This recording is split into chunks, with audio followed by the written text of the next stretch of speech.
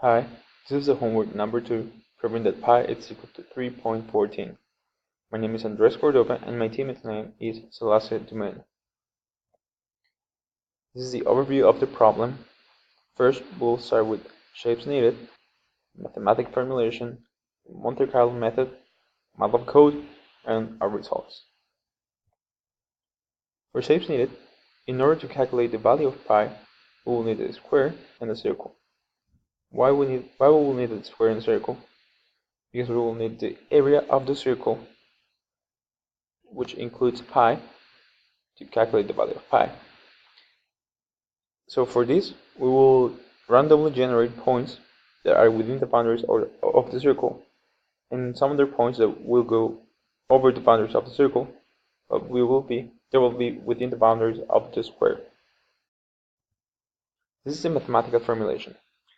So for this part, we will use the area of the circle, which is equal to pi times the radius raised to the power of 2. And we'll assume that the radius will be equal to 1. By doing this, we will replace it in the formula, and it will result that the area of the circle will be equal to pi.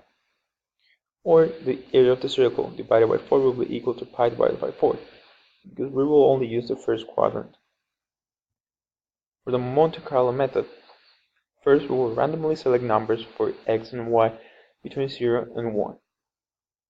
Then we will raise these numbers to the power of 2, which will result in the area of the quarter of circle, because the resulting values will only be positives. They will be located in the first quadrant, and all the numbers within the boundaries of the circle will be stored in a counter.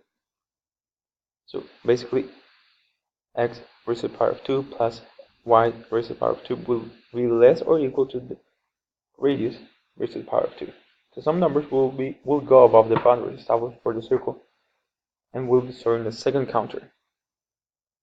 The proportion between the numbers within boundaries and the total will result in the proportion equal to a quarter of pi. Finally, we will obtain pi by multiplying 4 times the proportion obtained, and this number should be close to 3.14. So here's the MATLAB code. As you can see, we're using a million tiles with a radius of 1. They're randomly selected. Here we will have the proportion.